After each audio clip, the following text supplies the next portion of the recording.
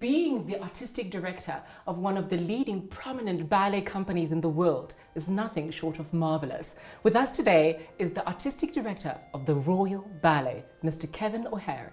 Hello, Kevin, and welcome to Brno. Hi, lovely to see you, and I'm really happy to be here. We are so thrilled to have you. Now, a little birdie has chirped in my ear and told me that this is not your first time in Brno. No, it's not. Unbelievably, I'm trying to work out, my maths isn't that good, but it's something like 35 years ago. Wow. In 1987, I came with the Sadler's Wells Royal Ballet, and we started a tour of what was then we used to call Eastern Europe.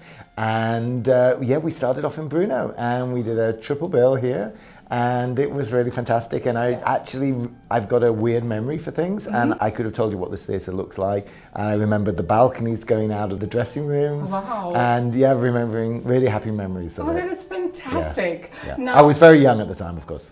Of course, Yeah. that goes without saying. Yeah. Dancers of the Royal Ballet have always been exclusive to the brand and almost beyond reproach. But in the past decade, we've seen them in their own personal capacity starting to branch out, being ambassadors for the Royal Ballet. Why is it that you've embraced this kind of cultural exploration? Well, I love it. I know, having been a dancer, and you know as a dancer, the typical thing is that it's a short career. And so I really feel that the dancers need to get the most out of their career that they can possibly do. And so, of course, it's wonderful, I would say, to be part of the Royal Ballet, but how great to use that and to work with as many people as you can, experience many different theatres, many different audiences. Yes. And it's interesting because even the greatest dancers have to come to a new place and prove themselves, you know. And I think that's really important to do for your career development. And of course, with the link with social media now and what we know about, sort of what we do with our cinema performances and our streaming performances, it's really great for the Royal Ballet as well that our brand, as you say, is out there dancing around the world, and I'm embracing it wholeheartedly. No, it's really fantastic. I mean, just to think that Fumi is doing her premiere as Nikia here in our theatre is just something quite marvelous, so we're all quite excited about it. Also, right now we're going through the pandemic. COVID-19 has proved to be something quite devastating for many artistic directors, dancers losing their jobs, funding, etc. How has it been at the Royal Ballet? It's like everybody, it's been very tough. It's been a tough 2 years. Companies go up and down, different dancers move around, choreographers come and go.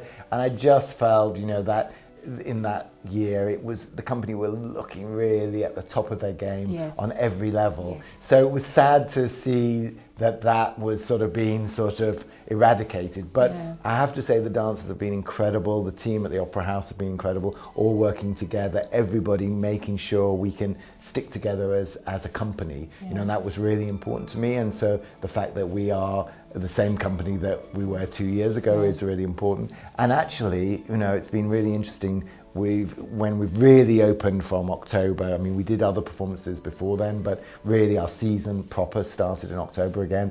And to see the audiences coming in, the reaction from the audiences, the way the company are dancing, actually, if anything, they've come back stronger and better. So, we can just all learn from everything that's gone on.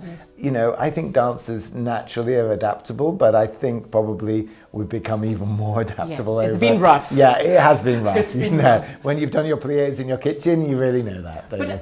On the other side, I think it also has brought out a strength in many of us dancers because, once it was all removed, when you come back to it, there's a feistiness about it, there's a hunger for it. And I think many of us took for advantage, the salaries, the studios, the audiences, and now as we return, you're like, I'm so grateful. Yes, I think to hear the audiences, we had in May before our proper season, but we did 3 mixed programs.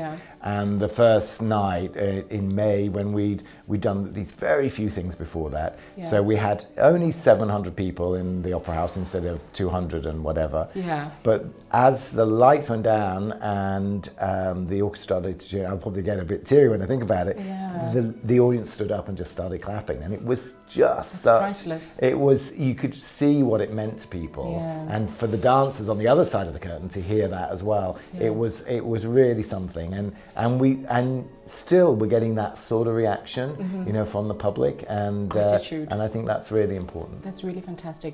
Now, as we are speaking about it, actually, I'm thinking about something that my artistic director, Mr. Mario Rodachowski, always says, that we are living the future history.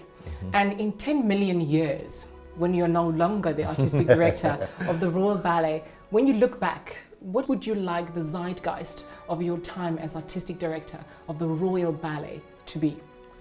Oh, it's a hard question, and I think what I set out to do, and you've touched on it a little bit, is to open up the Royal Ballet to the world, and the world to open up the Royal Ballet, and the other way around as well. I've always said I want every dancer, whether you are the Fumi, Yasmins and Vadims of the world, or you're a dancer that has a great career as a soloist or in the corps de ballet, that it's the best it could possibly be for you. And I think that for people to leave the company feeling that, I think is really important to me.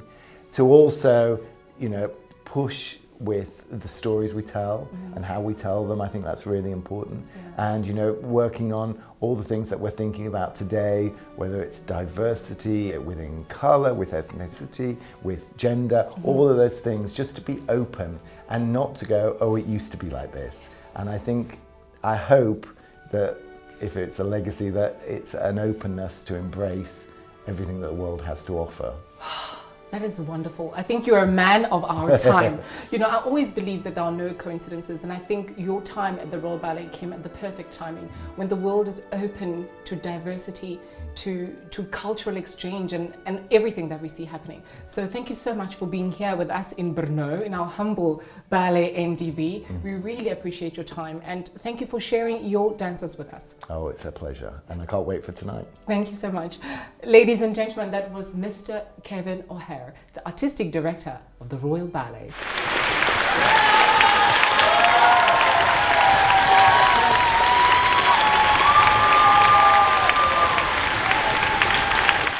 Tonight's performance was a thing of exquisite beauty. It left our audiences in a whirlwind of bravos and admiration.